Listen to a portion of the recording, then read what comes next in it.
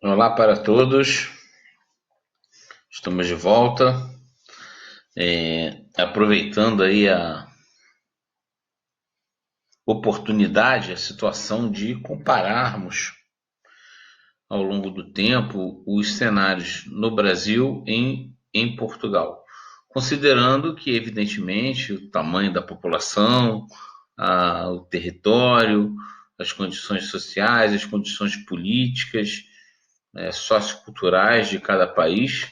É sempre bom a gente ter a percepção, a perspectiva, a compreensão de que há diferenças, as mais diversas, que interferem nesses números, mas que, independente disto, há realmente uma diferença gritante de comportamento político relacionado à saúde pública, a comportamento da população, comportamento de governo, de quem chefia o Estado, seja em Portugal quanto no Brasil, que interfere nos cenários que eu vou apresentar e conversar com vocês no dia de hoje.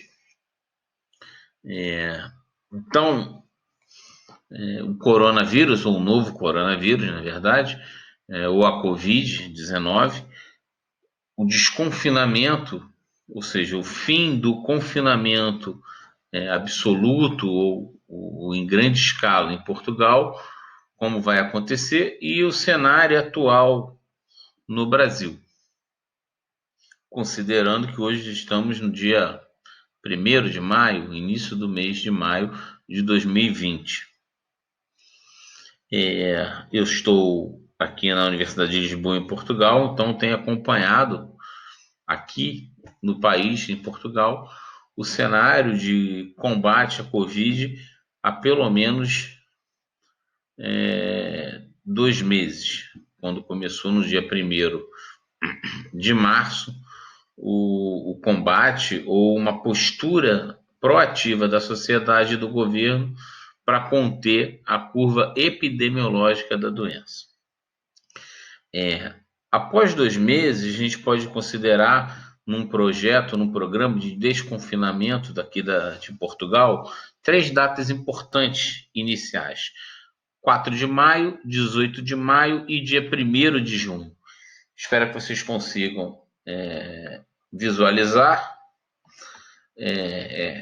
Não vou entrar em minúcia, em detalhamento desse quadro, mas ele está presente no site do Sistema Nacional de Saúde de Portugal, mas as datas, na verdade, o dia 4, o dia 18, o dia 1º de junho, é uma liberação escalonada do confinamento para um desconfinamento da população. Então, primeiro, por exemplo, vai ser aberto o funcionamento de espaços comerciais de 100 metros quadrados, depois de 200 metros quadrados, de 400 metros quadrados, né? E depois, lá no dia 1º de junho, abertura do shopping. Quando a gente pensa na linha do tempo do que acontece aqui em Portugal, como, por exemplo, aconteceu, se eu não me engano, foi em Santa Catarina, onde o shopping foi aberto, e Blumenau, Santa Catarina. Foi aberto um shopping, saxofone, as pessoas entraram e a curva subiu assustadoramente. Mostra que Portugal começou antes. Vocês podem encontrar vídeos anteriores na nossa página, no nosso site e no canal do YouTube, mostrando isto, que o confinamento em Portugal começou antes, no Brasil começou depois. O nível de confinamento em Portugal atingiu uma taxa acima de 75%, comparando ou considerando o estudo do Imperial College. Então, vou pegar por linha de base esse número. Foi muito maior não foi 75%, eu chutaria, pela minha vivência, que passou de 90%, pelo menos de 85%. E que no Brasil isso não aconteceu em nenhum momento, né, um confinamento de 75% da população, e depois a gente vai ver a implicação disso na curva epidemiológica. E além disto, o tempo de início desse confinamento até o final, hoje ainda é 75% em Portugal, 2 meses seguidos desse confinamento rígido, né, feito pela população, com o governo apoiando isto. Claro que há problemas, sempre haverá um problema, ou dois, ou vários problemas, mas o comprometimento da população e do governo para que esse confinamento fosse bem sucedido é notável. E os resultados são esses que eu vou mostrar a partir de agora. Então, a partir desse processo, hoje é possível ter um projeto de desconfinamento que vai se iniciar a partir da segunda-feira, do dia 4 de maio de 2020. E aí vocês podem, eu não vou ficar detalhando essa tabela, né, do que vai acontecer, vocês podem encontrar isso na internet, é só entrar no Google e ver ou processo ou planejamento de desconfinamento da República Portuguesa. Então, o próximo slide vai mostrar esse cenário da seguinte maneira. Hoje, em Portugal, nós temos 25 mil aproximadamente casos, 25 mil casos detectados de Covid-19, 1.000 mortes, arredondando. E no Brasil, 91 mil casos e 6.300 mortes, arredondando. Considerando que Portugal hoje testa aproximadamente 35 mil pessoas por 1 milhão de habitantes. E o Brasil não passa de 1.500. Isso mostra ou indica que os resultados de Portugal são muito mais críveis, são muito mais fidedignos que os dados brasileiros, os dados obtidos no Brasil, os dados brasileiros, melhor dizendo. E aí a taxa de letalidade em Portugal hoje é de aproximadamente 4% e no Brasil, Portugal 4% e no Brasil de 7%. Esses números aumentaram aproximadamente 0,5%, era 3,5%, passou para 4%, arredondando novamente, de 6,5% para 7% no Brasil e para 3,9%, 4% em Portugal nos últimos 8 dias, na última semana. Então, o slide, ou melhor dizendo, o vídeo anterior mostra números diferentes. Isso indica, resumindo, que os números de casos e os números de mortes e a taxa de letalidade no Brasil, nos últimos meses, vem crescendo muito mais do que em Portugal. Isso é um resultado prático do confinamento exercido neste país chamado Portugal, em comparação com o que acontece no Brasil. Nós já discutimos várias vezes isso, de que se não há vacina, se não há um antiviral eficiente, e que se a vacina só vai acontecer daqui a um ano e meio, o confinamento, a quarentena, o isolamento social é a arma atualmente mais eficiente para controlar o crescimento da curva epidemiológica da doença e, consequentemente, o número de mortes. Nós já discutimos, já falamos, já explicamos isso diversas vezes no nosso canal. E para ficar bem claro o que eu acabei de mencionar, eu estou trazendo aqui para vocês duas curvas de crescimento de casos da Covid, comparando Brasil e Portugal. Tô tentando achar aqui um lugar mais adequado para eu ficar. Eu acho que eu vou até sumir. Pronto, sumi. Vocês agora só vão ficar com a minha voz. Mas é isto aqui. Esse é o cenário. Vocês podem perceber. Desculpe, estou voltando. Vocês podem perceber o seguinte: Brasil, total de casos do coronavírus no Brasil e em Portugal, os dados são desse site. Eu coloquei o link diretamente vinculado ao Brasil e a Portugal. Amanhã já será uma outra realidade.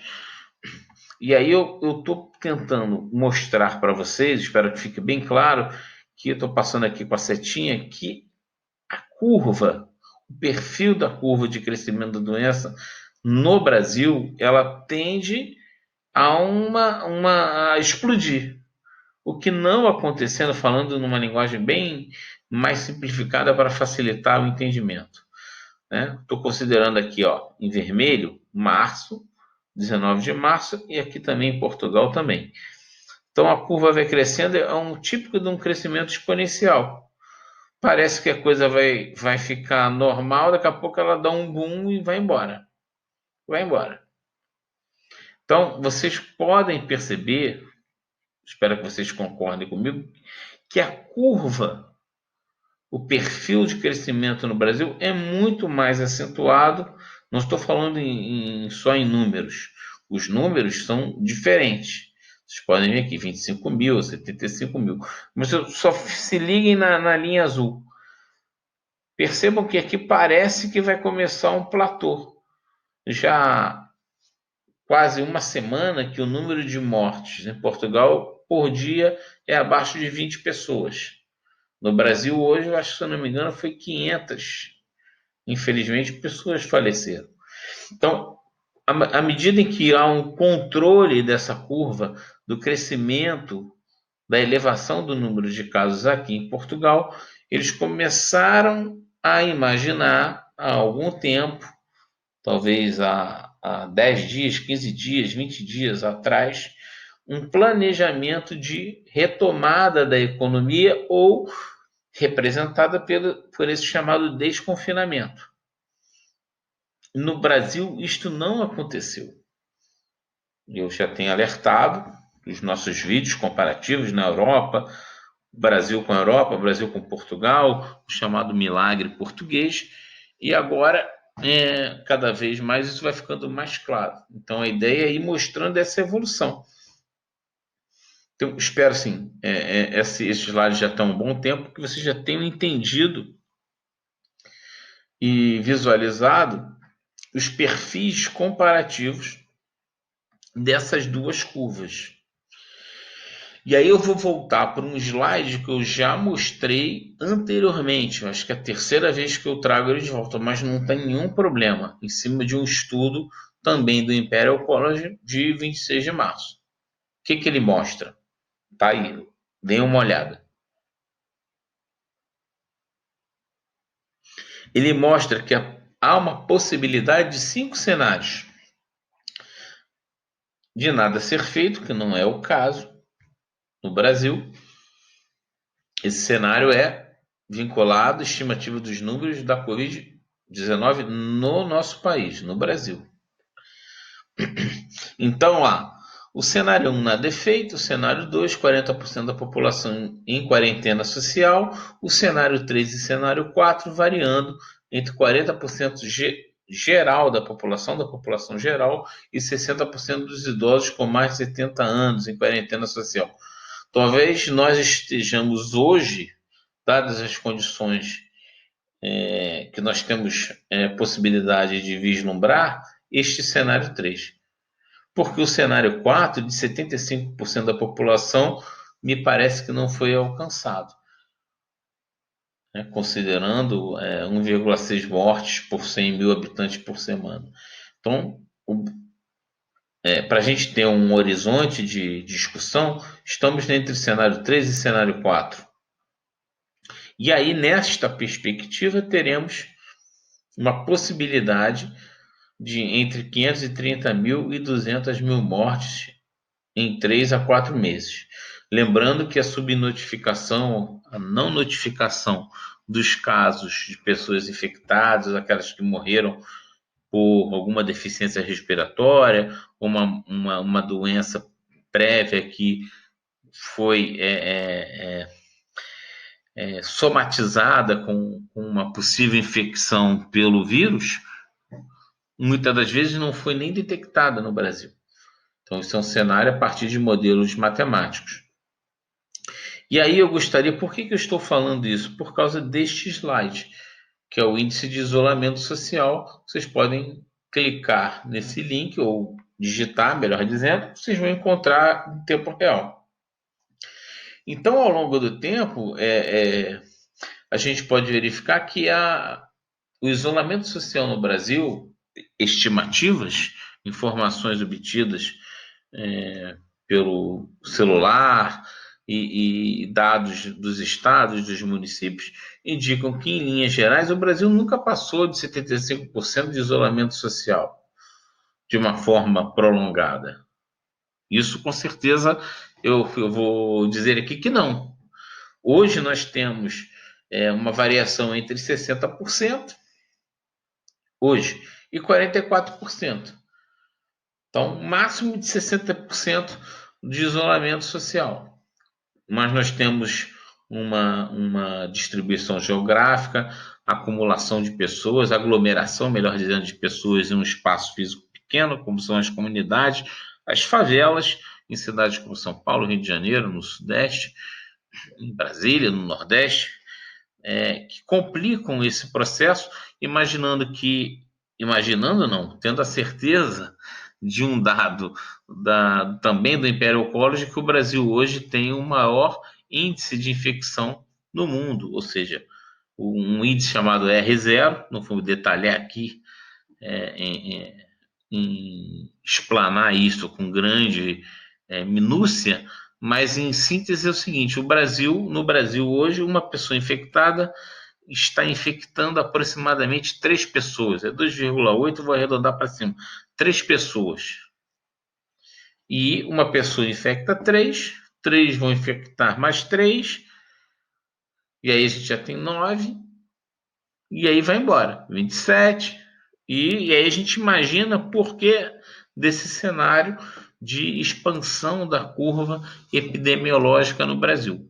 Imaginando também que dados da Fundação Oswaldo Cruz mostram uma possibilidade que os números de infectados 10 vezes, pelo menos, a mais do que está representado pelos dados do Ministério da Saúde. Então, hoje, pelo menos, teríamos 1 milhão de pessoas infectadas.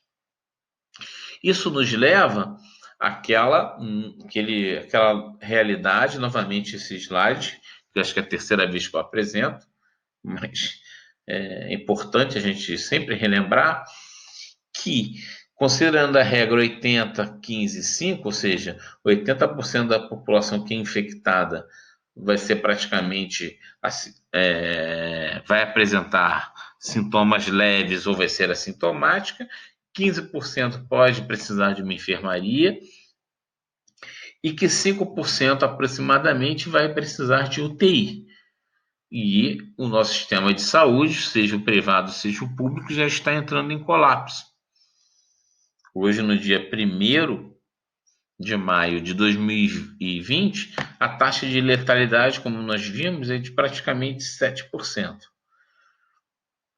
Imaginemos, então, 10% da população infectada nos próximos meses, até o fim do ano. Pode ser? Pode.